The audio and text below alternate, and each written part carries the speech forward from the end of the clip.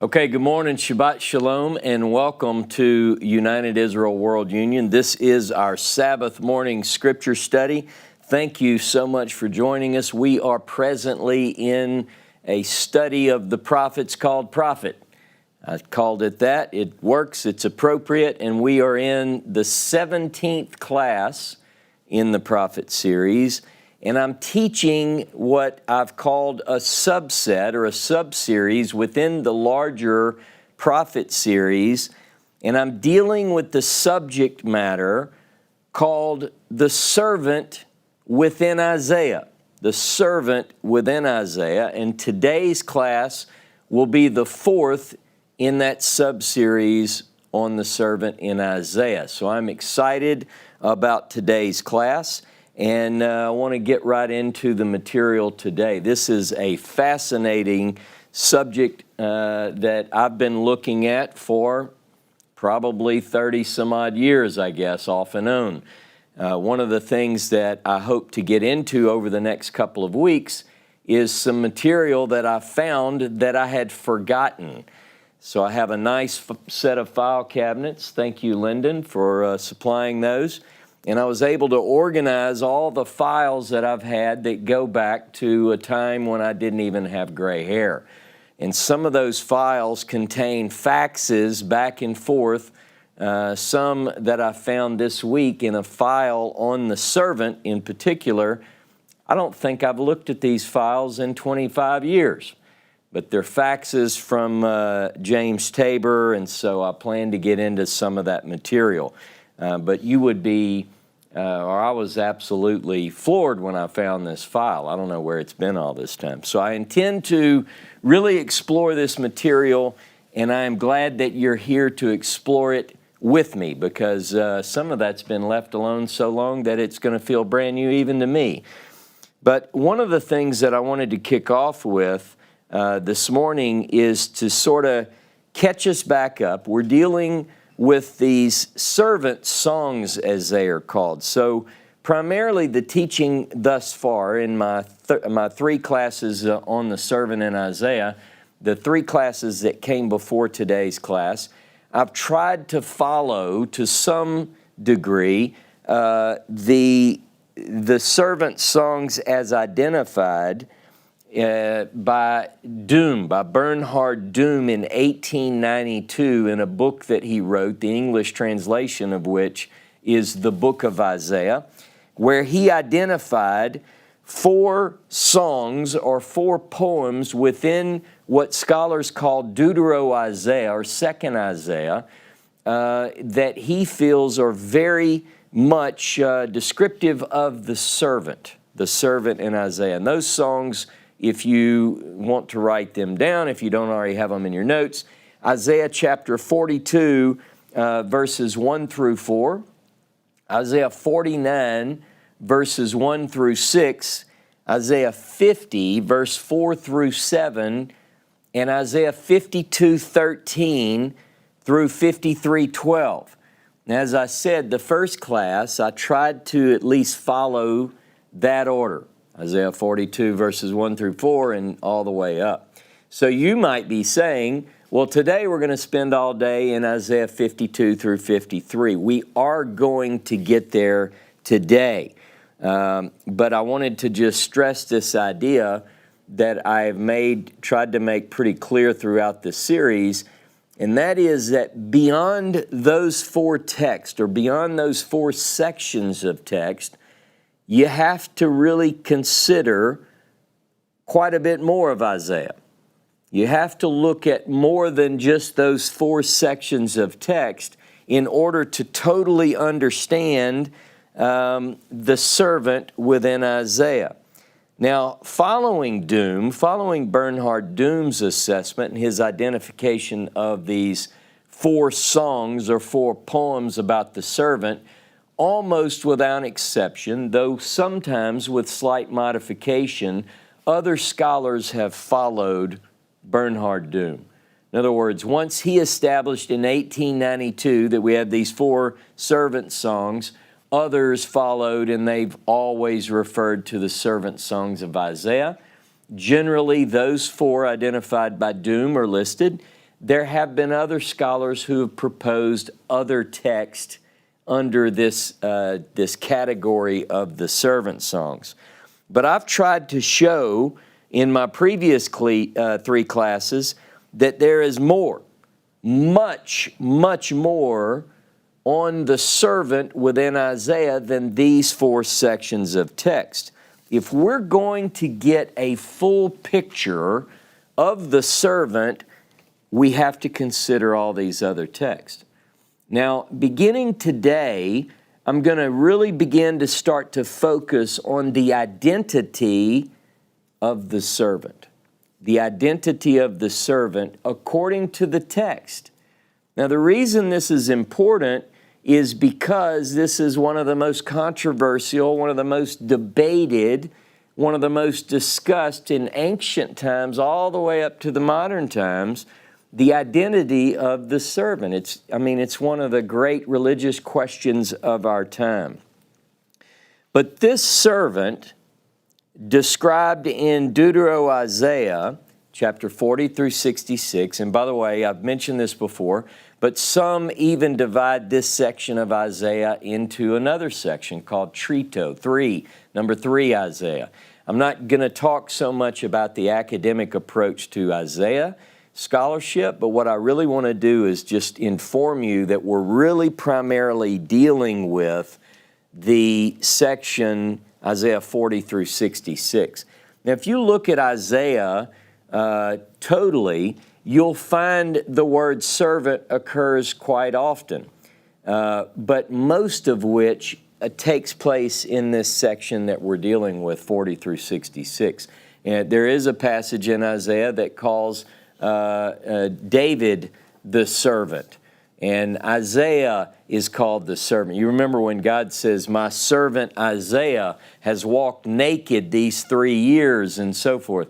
So Isaiah is referred to as a servant. So when we talk about the identity of the servant in Isaiah, I want you to understand I'm not trying to define servant every time it occurs in Isaiah, nor every time that it occurs in the Bible.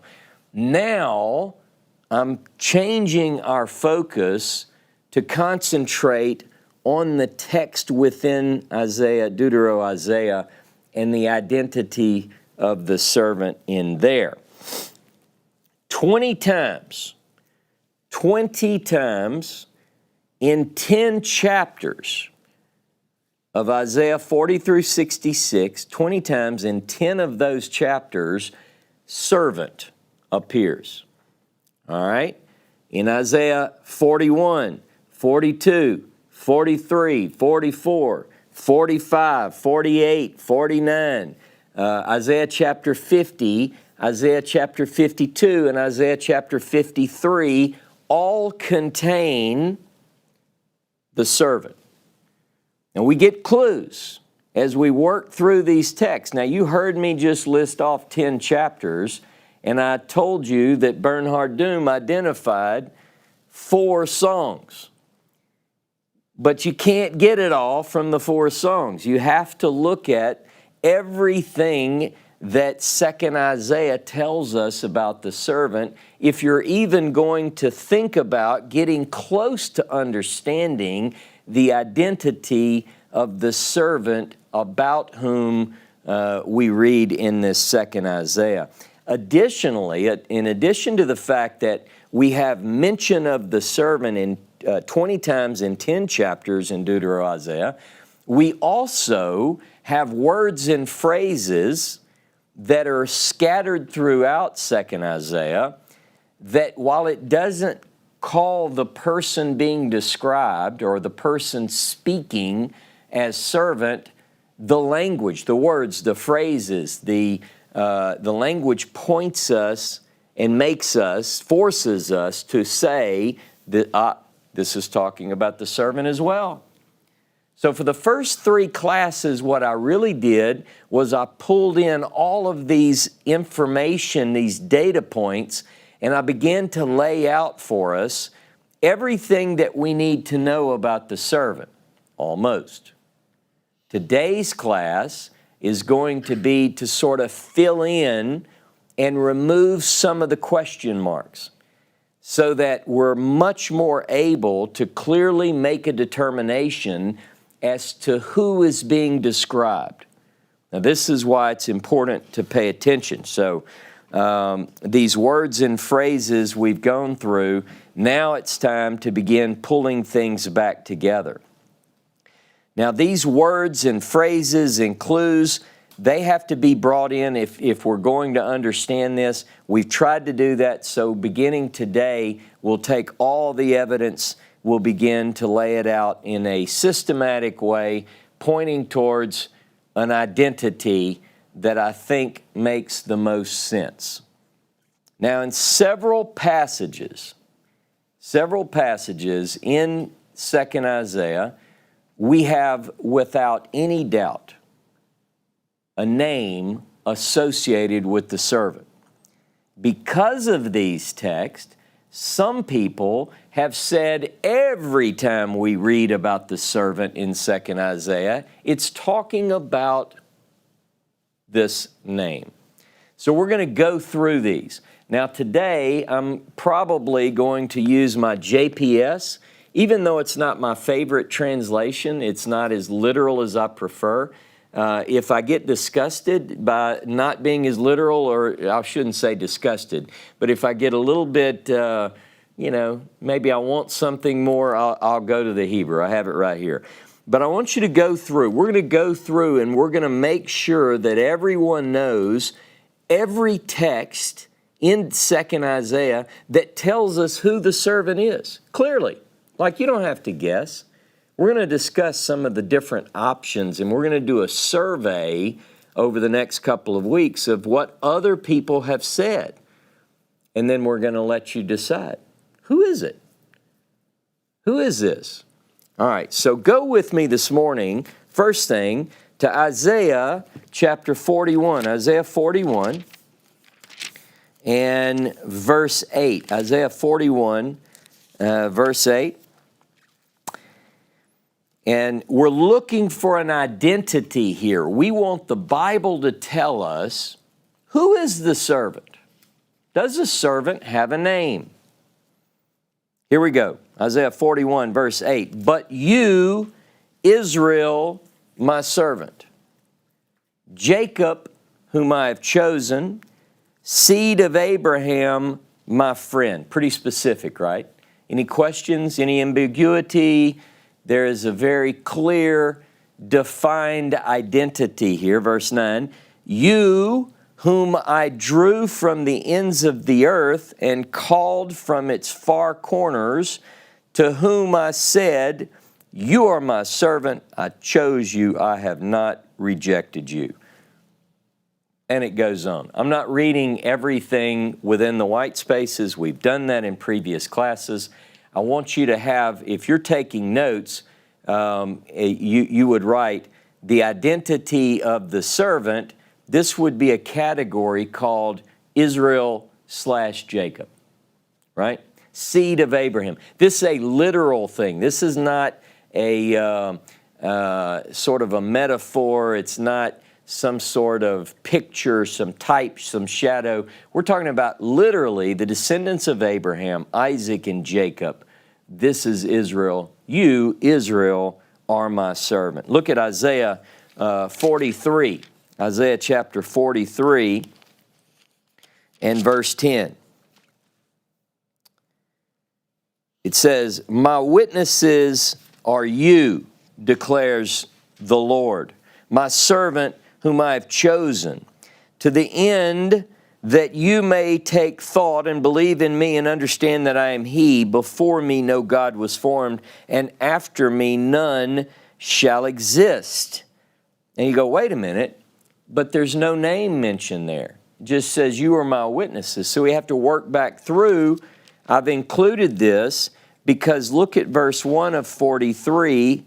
This is where the space begins. The section within the Hebrew Bible begins in verse 1. But now thus says the Lord who created you, O Jacob, who formed you, O Israel, fear not, for I will redeem you. I've singled you out by name. You are mine. And it continues to talk about a particular group known as Jacob, known as Israel. So by the time you get to verse 10, you are my witnesses, declares the Lord, my servant whom I have chosen. You see, we're clearly talking about Jacob and Israel. Is that clear? Is that fair enough? Another one in the column of servant equals Jacob/Israel. Now, again, even though it's not specifically named, I wanted to include that one. Now, I do want you to look back up at verse 8 because I'll get to this in a few minutes as a clue.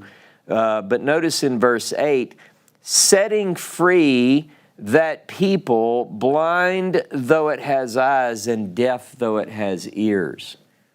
Interesting language. Who is it that's talking about you're going to set free those that are blind and deaf? That's a major theme within 2nd Isaiah, as we will look at just very shortly. Now go with me to chapter 44. Chapter 44 of Isaiah. And it begins in verse 1 after the white space. But hear now, O Jacob, my servant, Israel, whom I have chosen. Remember in the previous study we talked about this word chosen is sometimes translated as elect. Now a lot of people spiritualize this idea of being the elect of God.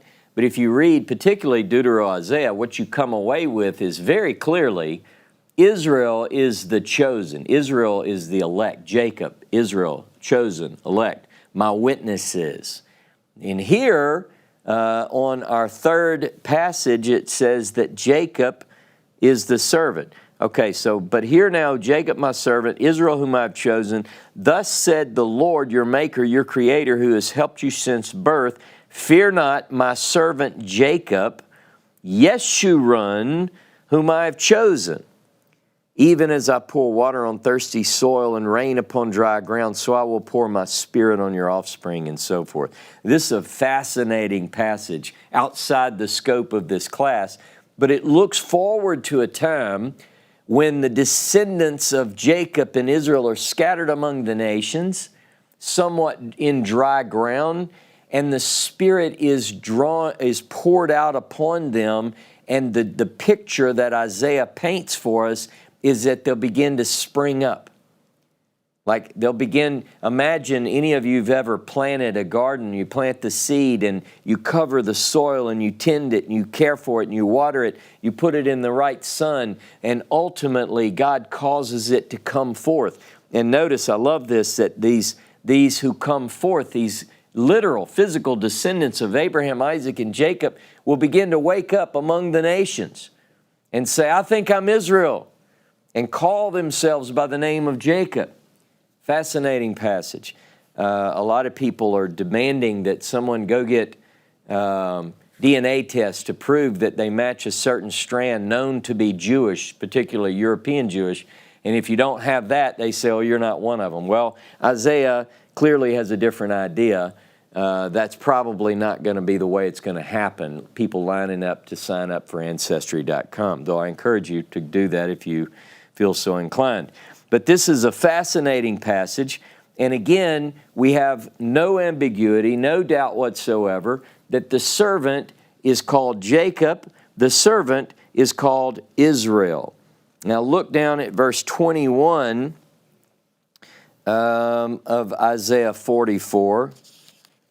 Verse 21, remember these things, O Jacob, for you, O Israel, are my servant. I fashioned you. You are my servant. O Israel, never forget me. Any question mark there? Like, do you read that and you say, I wonder who the servant is? No, these are pretty clear. Like, beyond pretty clear. These are very definite. Israel, Jacob, my servant. Now look at verse 26.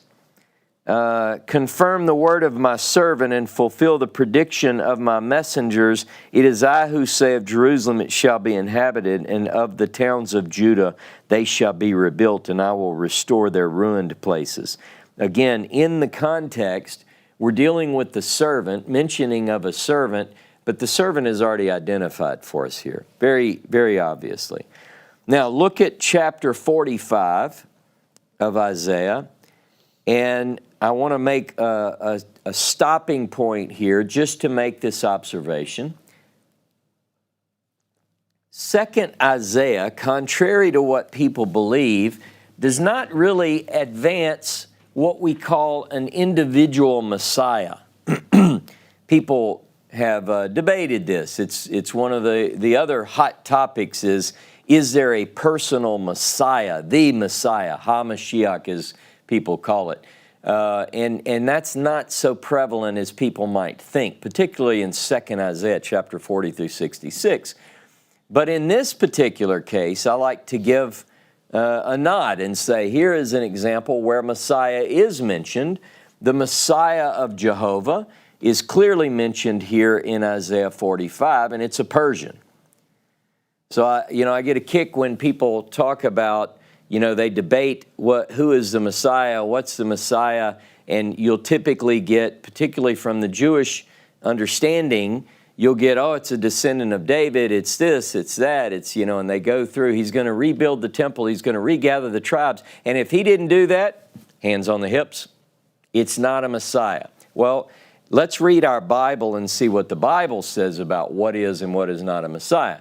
Because a lot of the texts that they use to define Messiah do not have the word Messiah attached to them.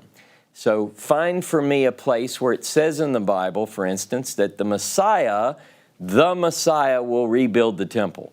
And send that to my personal email if you don't mind. I would appreciate looking at that with you.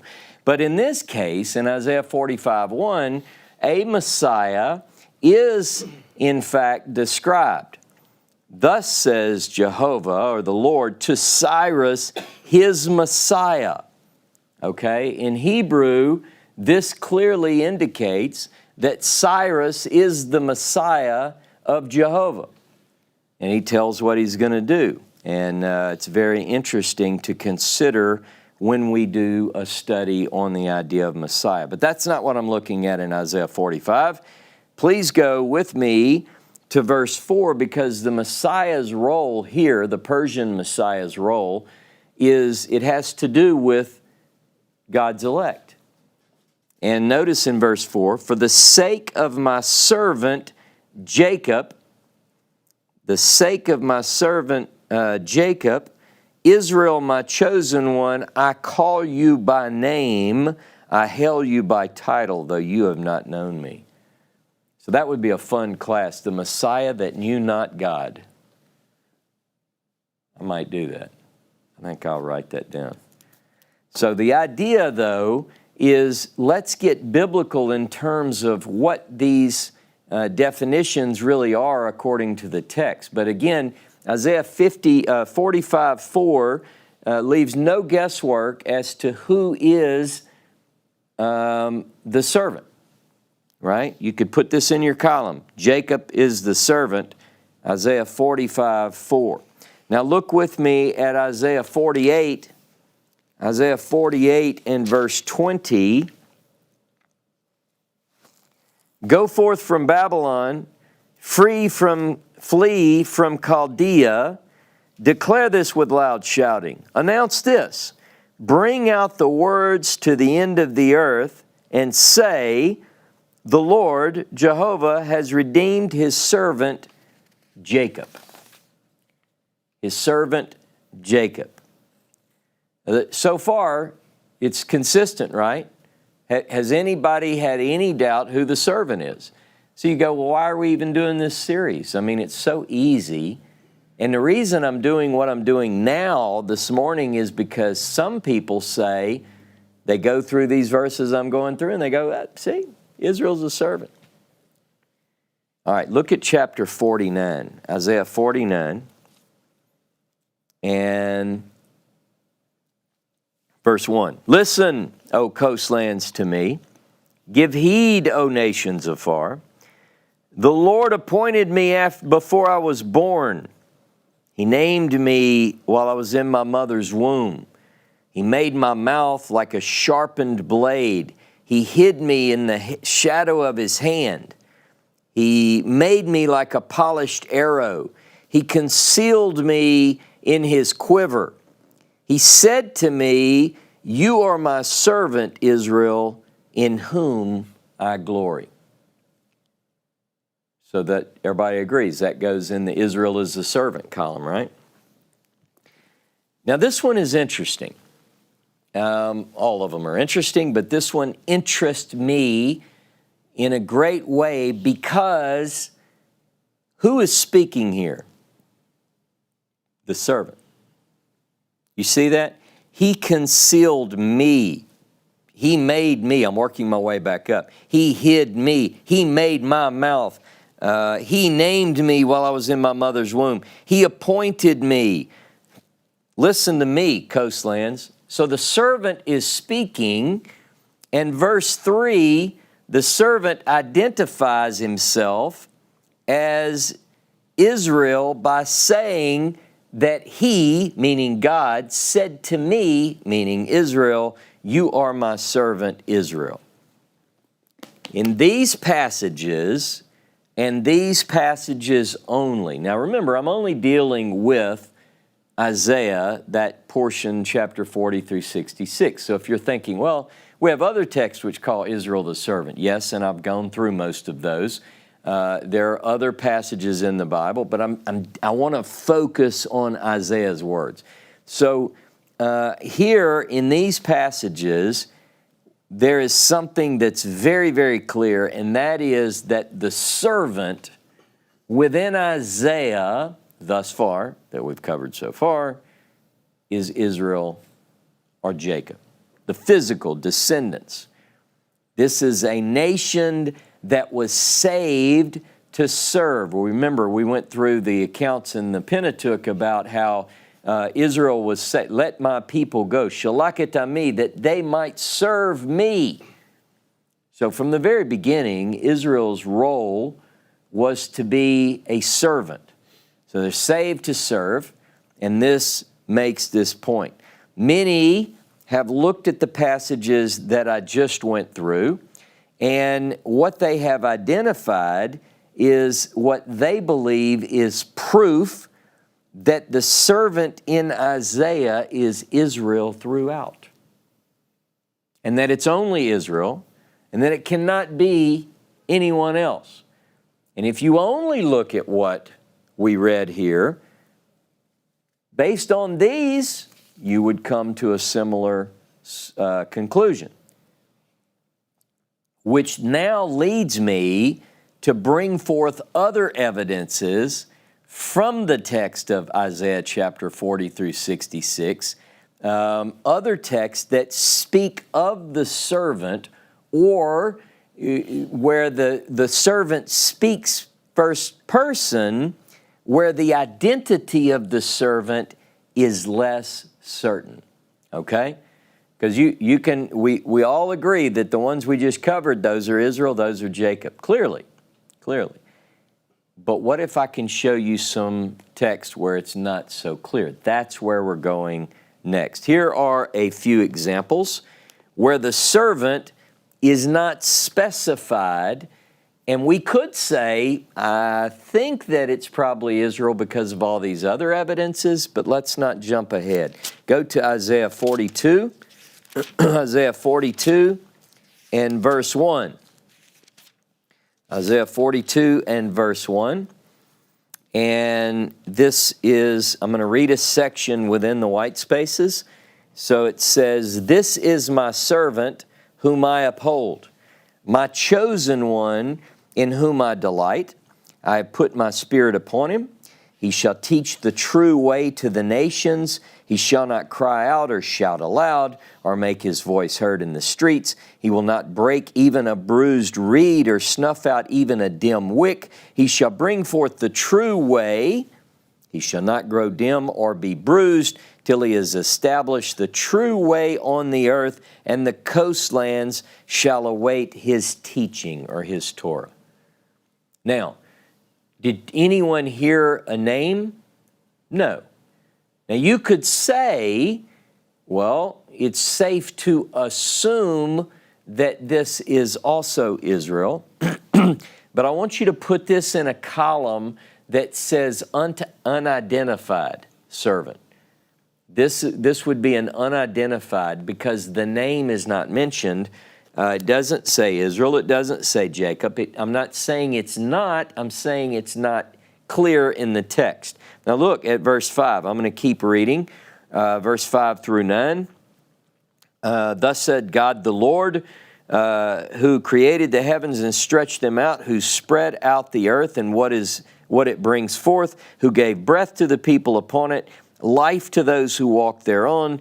I, the Lord, in my grace have summoned you and have grasped you by the hand. I created you and appointed you a covenant people, a light of nations, opening eyes deprived of light. See, again, this translation is not so literal, but I'm going to keep with it. Rescuing prisoners from confinement, from the dungeon those who sit in darkness. I am the Lord Jehovah, that is my name. I will not yield my glory to another, nor my renown to idols. See, the things once predicted have come, and now I foretell new things, announced to you ere they sprout up. Now in verse 6, where it says, I give you, literally in the Hebrew, I give you or I put you, it's a masculine singular. So you might be inclined to associate this with a singular figure because the masculine singular is used quite frequently in what I just read. But notice it says, whoever this is appointed as a covenant people, a light to nations. Now in a previous class I covered an association with that language and another text, but I'm not going to go into that at this point. Now go with me, look at verse 19 of Isaiah 42. Verse 18. Listen, you who are deaf, you blind ones, look up and see. Who is so blind as my servant, so deaf as the messenger I send? Who is blind as the chosen one, so blind as the servant of the Lord? Seeing many things, he gives no heed. With ears open, he hears nothing. The Lord, Jehovah, desires his servant's vindication, that he may magnify and glorify his Torah. Interesting, what we have is the servant here is defined as being blind, and deaf, utterly deaf. Imagine the one whose job it is to magnify the Torah to the nations, he's blind and deaf. How's that going to work? This theme shows up. Now, interestingly enough, in none of these passages is Israel clearly identified by name, nor is Jacob identified as the servant per se. But this idea of being blind and deaf, spiritually speaking, is nothing new. I want to go through a couple of passages with you because this becomes a clue in the identity question on some of these unspecified servant texts. Go to Deuteronomy 29, please. Deuteronomy 29, and I just want to read verse 4, Deuteronomy 29, 4. Let's see. Actually, verse 3 in the Hebrew Bible. An English Bible would probably be verse 4, if I'm not mistaken. Yet to this day, Jehovah has not given you a mind to understand, or eyes to see, or ears to hear. Now, in context, he's talking to Israel. Deuteronomy 29:1, Moses summoned all Israel and said to them. And then in verse 3 or verse 4 in the English Bible, it says, you have not been given eyes to see, a heart to understand, eyes to see, ears to hear. Look with me, let's go back to Isaiah though. Isaiah's big on this theme of blind and deaf, particularly in regards to the servant. If you go to Isaiah 6, I'm going to read verse 8 through 10. Isaiah 6, verse 8 through 10. And it says, "Then I heard the voice of my Lord saying, Whom shall I send? Who will go for us? And I said, Here am I, send me. And he said, Go say to that people, Hear indeed, but don't understand. See indeed, but don't grasp. Dull that people's mind, stop its ears, seal its eyes, lest seeing with its eyes and hearing with its ears, it also grasp with its mind and repent and save itself." Very interesting language.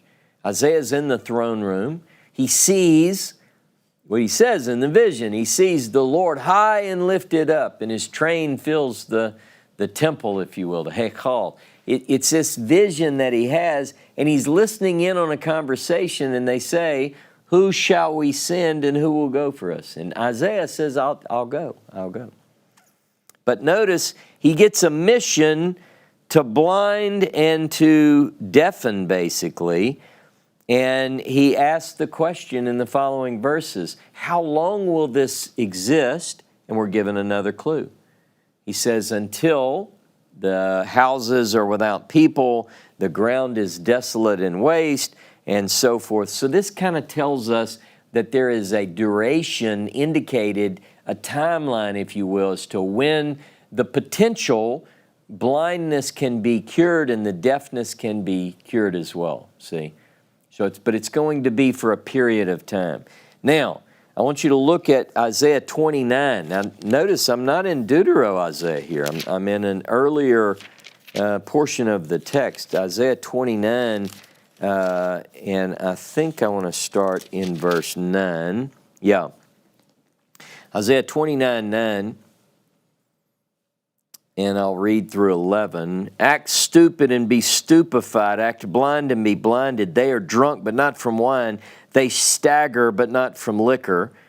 For the Lord has spread over you a spirit of deep sleep and has shut your eyes, the prophets, and covered your head, the seers, so that all prophecy has been to you like the words of a sealed document.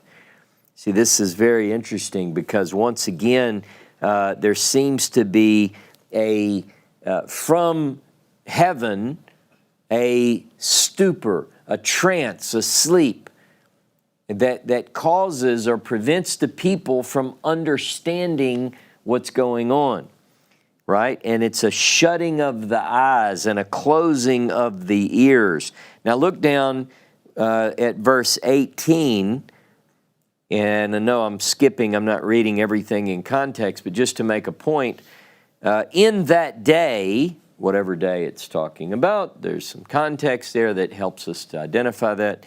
The deaf shall hear even written words, and the eyes of the blind shall see. So they're the words of a scroll, literally. So at some point, a manuscript, a sefer, comes forward, and the words of this scroll, when they're made public, they will open the ears of people that were formerly somewhat deaf. What is that book?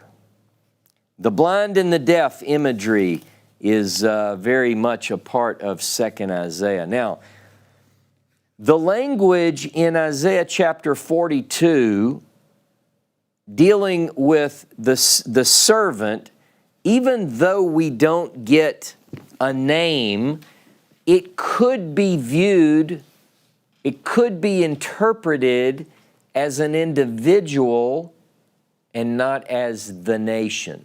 You follow me? In other words, it might not be Israel, even though the language is similar. I'm leaving it open at this point. It could be Israel. Maybe it's not. Maybe it's an individual. Maybe it is a historical figure or a yet-to-appear figure.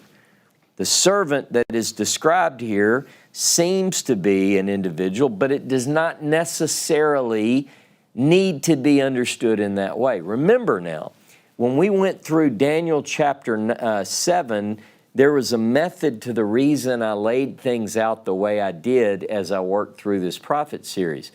Daniel chapter 7 is almost always, anciently and modern times, viewed as a description of a singular individual, Messiah.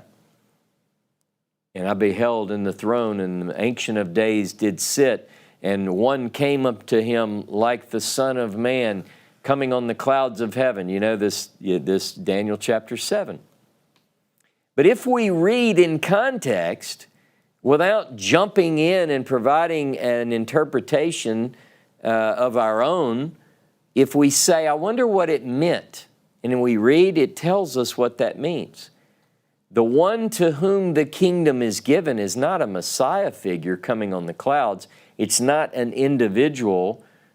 Put any name in there you want. It's not that. It's the people of Israel. It's a restoration of the kingdom.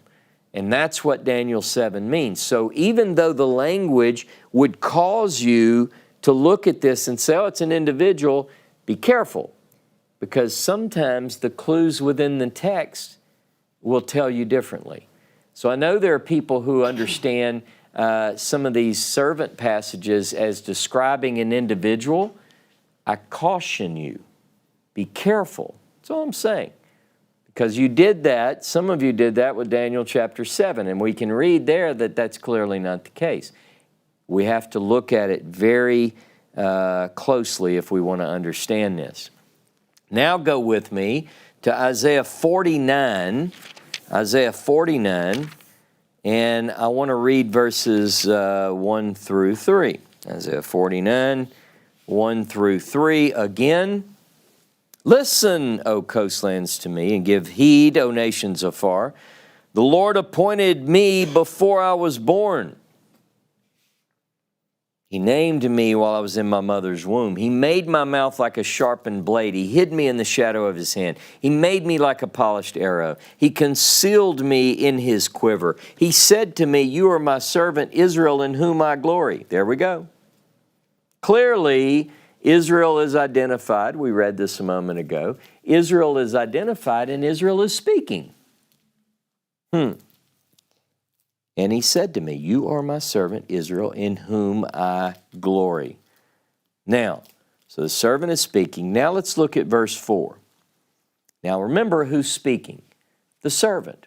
Who is the servant? Israel. But listen.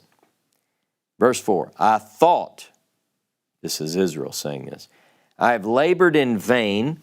I have spent my strength for empty breath, but my case rested with the Lord.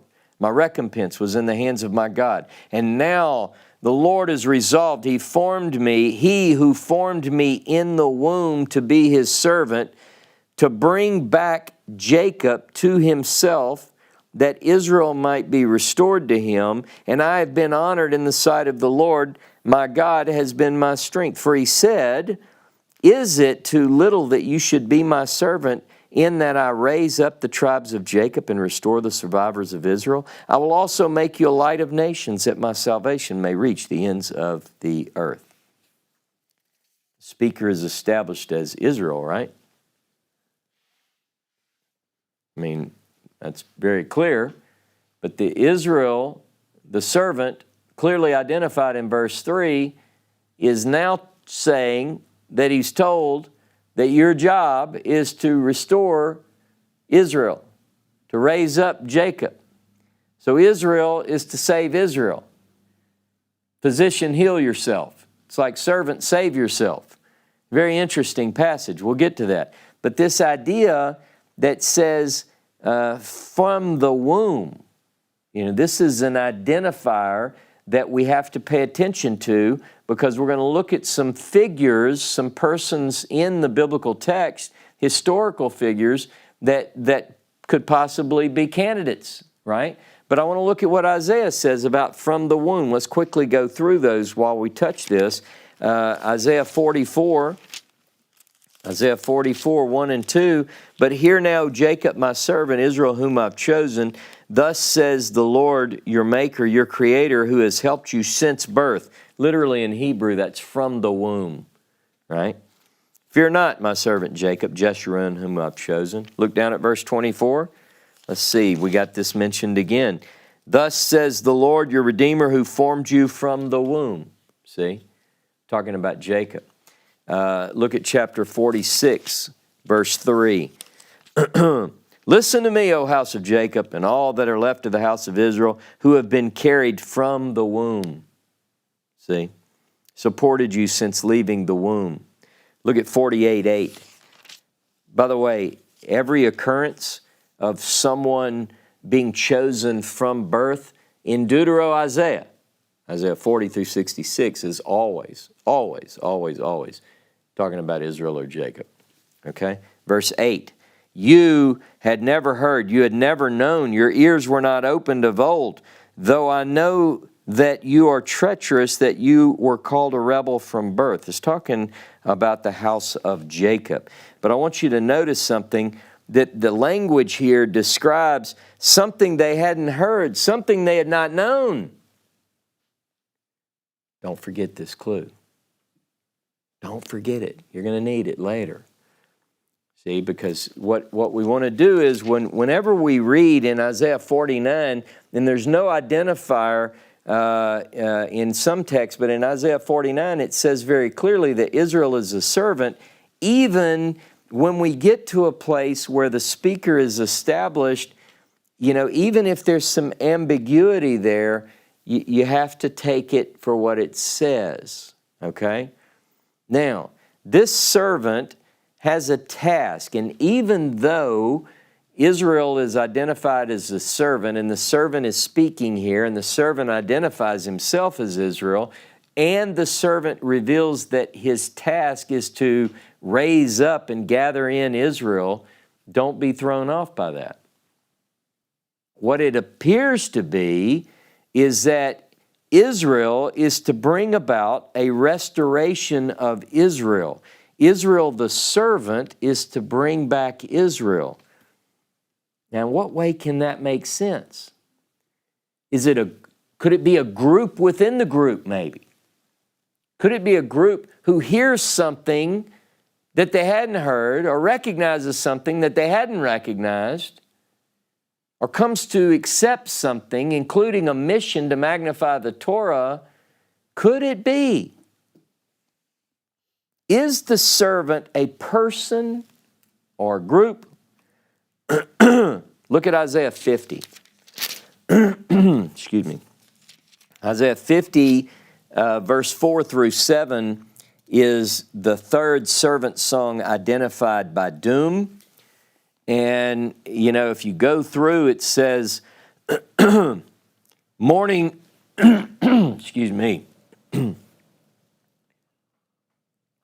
morning by morning, verse 4, he wakens my ear. Now whoever this is, can hear. Wakens my ear. The Lord God opened my ears. I did not disobey. I didn't run away. I offered my back to the floggers, my cheeks to those who tore out my hair. Didn't hide my face from insult and spittle. This person is being abused, oppressed, but they hear. They hear.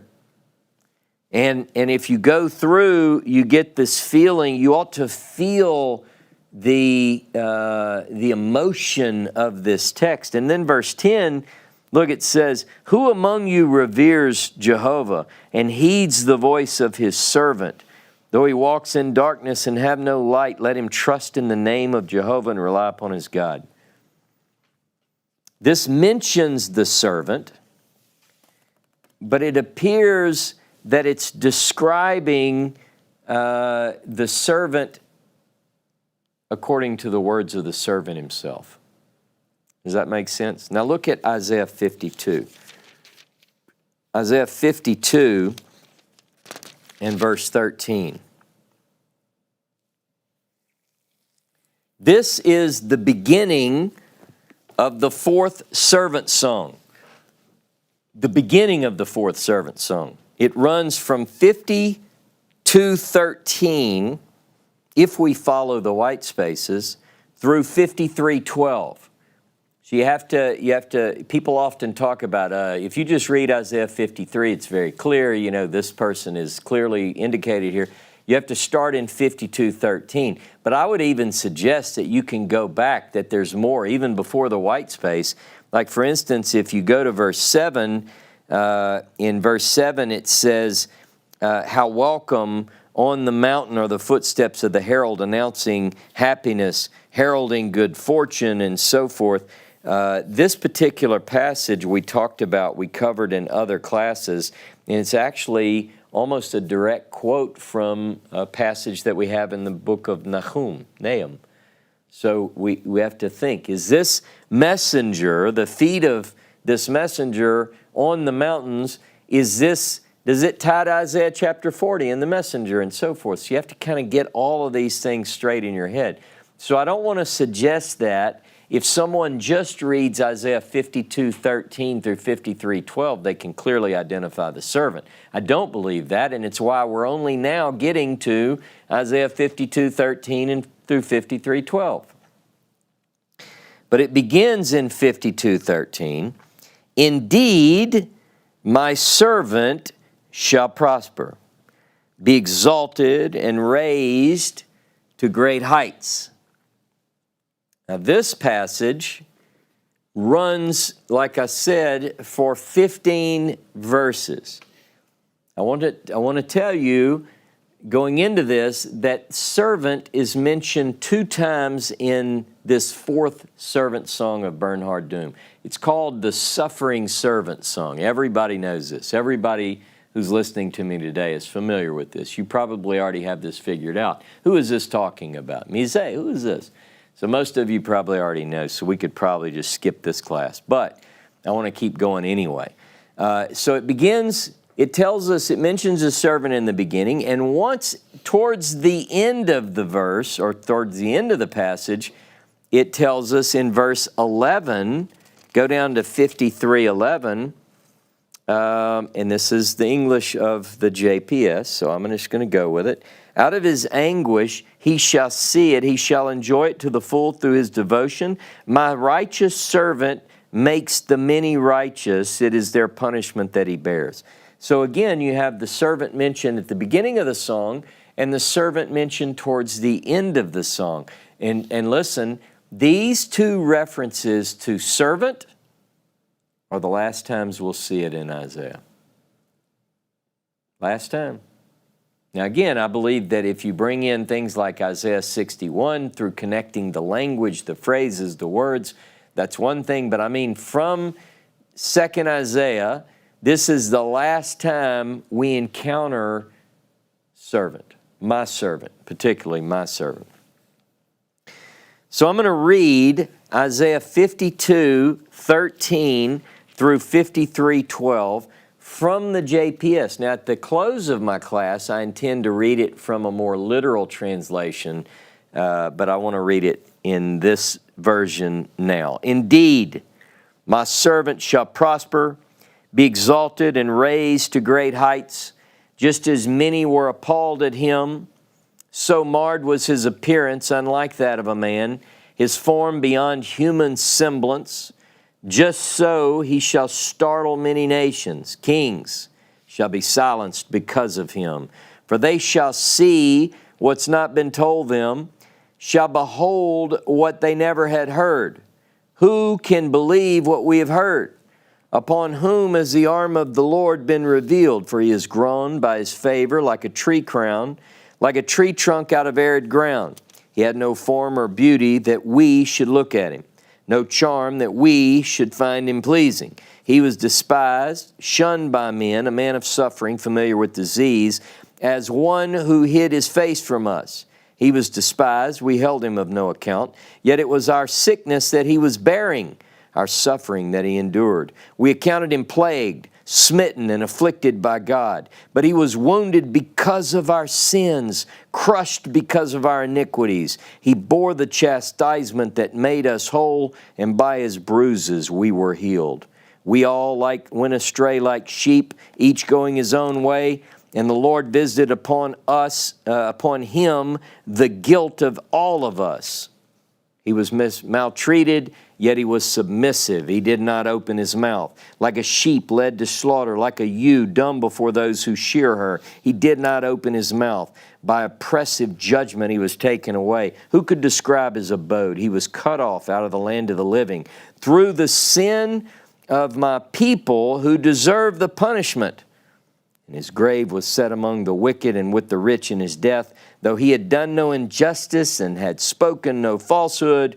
But Jehovah the Lord chose to crush him by disease, that if he made himself an offering for guilt, he might see offspring and have long life, and that through him the Lord's purpose might prosper.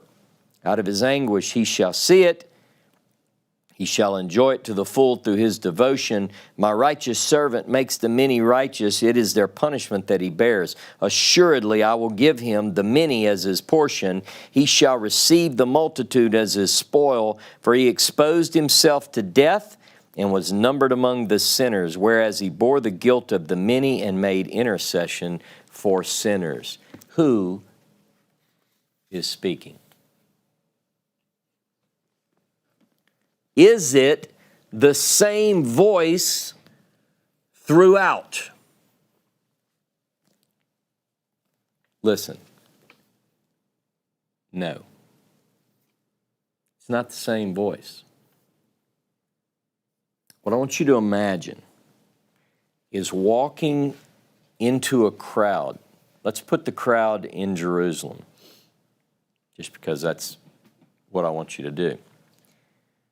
You walk up on a crowd, and you can hear people talking.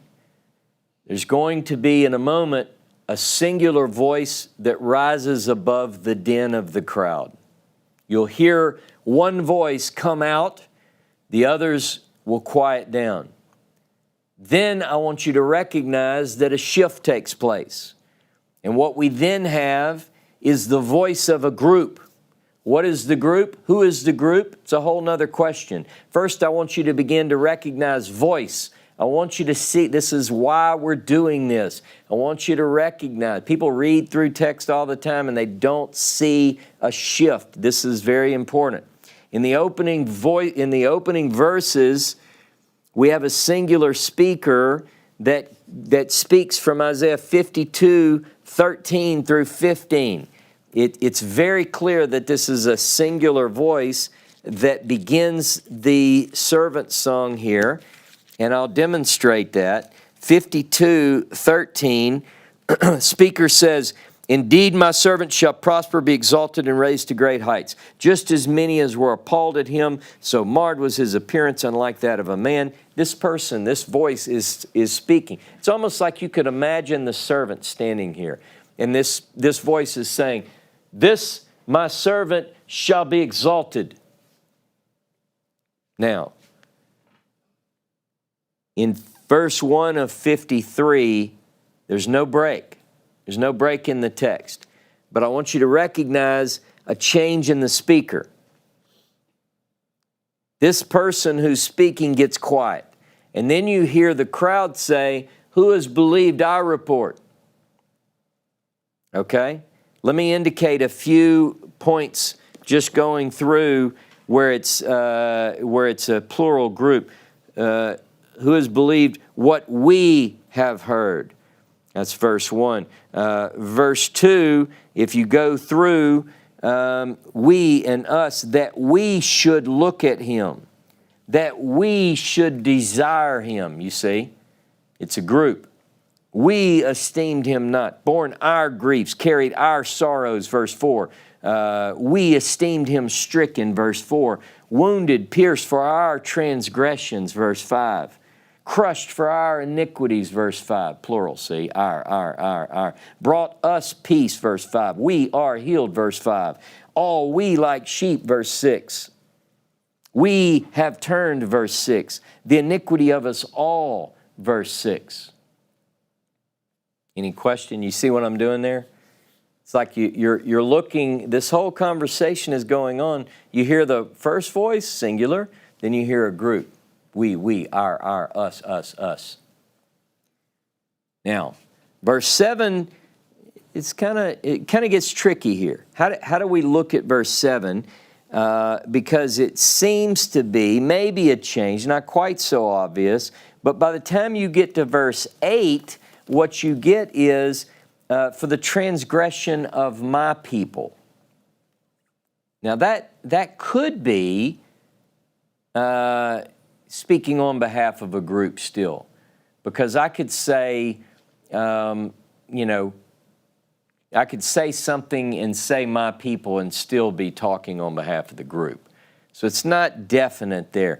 But if you go to verse 11, midway through verse 11, my righteous servant makes the many righteous, as this translation has it. It is their punishment that he bears. It seems to me now that singular voice has stepped in again. It's like this group was saying all these indicators and all these descriptions of the servant, and then you hear that other voice step in and say, my righteous servant. This is the way I read it. Clearly, there are differences of opinions as to the identity of the voices in this section, as well as the identity of the servant. Now, one thing is certain, you can put this in your notes, there is a lot of uncertainty.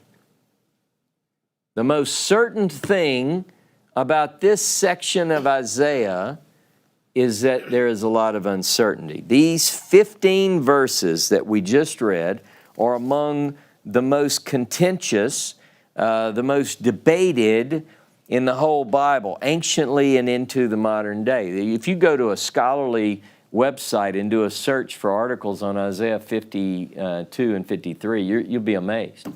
There are books after books after books.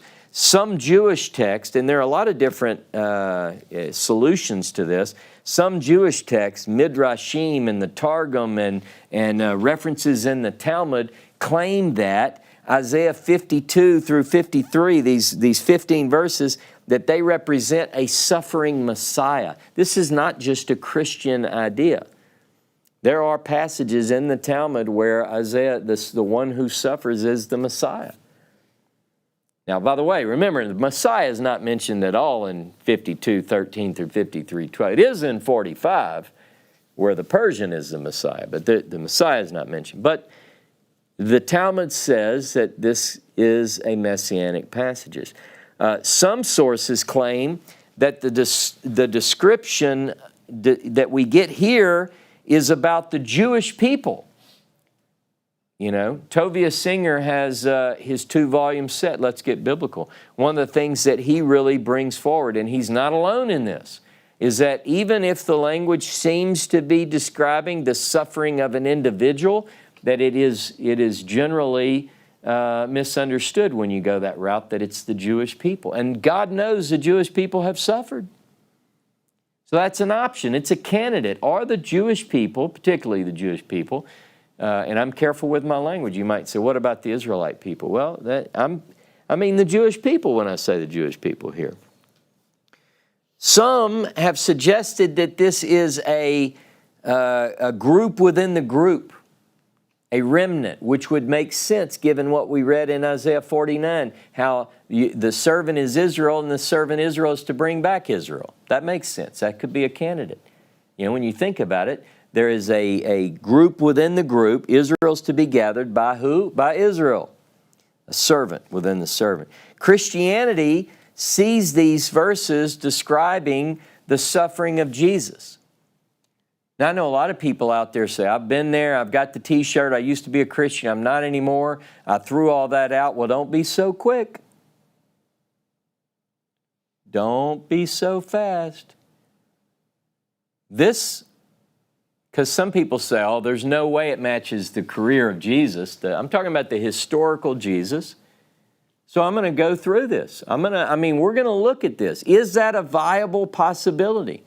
If we're going to look at, could it be the Jewish people, then we're also going to look at, could it be Jesus of Nazareth? Could it be? And I don't care where people fall out now in their theology. That's not my concern. I want to know the truth. I want to know what these texts are saying. And by the way, Isaiah 53, when it describes one who suffers, if you go, well, I know one thing, it's not Jesus. Well, you say that now, we're gonna see how you feel. We're gonna go through it. I'm not suggesting you're gonna change your view. But I will say this, how do we know that this is a positive figure versus a negative figure? It pleases God to crush this one. Ever think of that? So we're going to look at that. Others have proposed another historical figure. Have you ever heard of Sadia Gaon? He's this born in Upper Egypt, and he's known as Rasag, Rabbi Sadia Gaon. And he wrote in Judeo-Arabic, great commentator, 882, some say 892 for a birth date, through 942 CE, the Common Era. And he proposed that these texts describe Jeremiah. And as far as I know, I think he's probably the first to describe as Jeremiah. But there are texts in Jeremiah we're going to go through that make us think this does describe the career of Jeremiah. I mean, if you look at, which we will, you look at some of these texts, you'll be like, wow. Mordecai Schreiber, in his book, The Man Who Knew God, that's what he says. He said this is Jeremiah. So this is actually, and by the way, if you have the Jewish Study Bible and you look up the notes, that's who is mentioned all through there. Open up to Isaiah 53 and read there. It's a fabulous notes on why some Jewish commentators have put forward from early that this is describing Jeremiah. So is it? I don't know. We'll have to go through that. The Man Who Knew God is the name of that book. So who is the suffering servant? Is it the Messiah or is it a Messiah? Is it Israel, Jacob, the Jewish people, the historical Jesus of Nazareth? Is the person here a positive figure or a negative figure? What does it mean it pleased God to crush this person? That's kind of strange.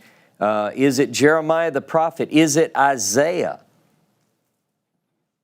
I'm reminded in the book of Acts chapter 8, I remember this, because you grow up from the time you're little bitty and packing your little Bible around all your life, which I have done, and you memorize things. And I remember this story about this Ethiopian eunuch who's reading, it's in Acts chapter 8, he's reading Isaiah. And he gets upon this part about the suffering servant, and Philip runs. Philip's fast. Philip runs and he catches up because the Lord sends him there, and he says, do you know what you're reading? Do you understand that? Or could you use a handy Bible interpreter like me?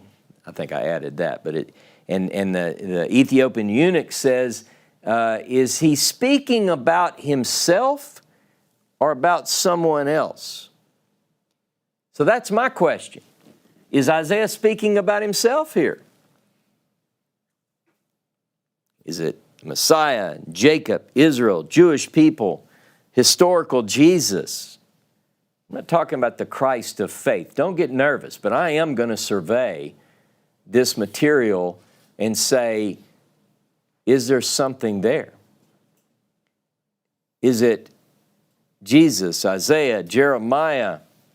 We're going to survey these options, but we're not going to do it this week. We'll start into this survey beginning next week. Shabbat Shalom, Shavua Tov. Thanks for joining with me, and I'll see you next Saturday.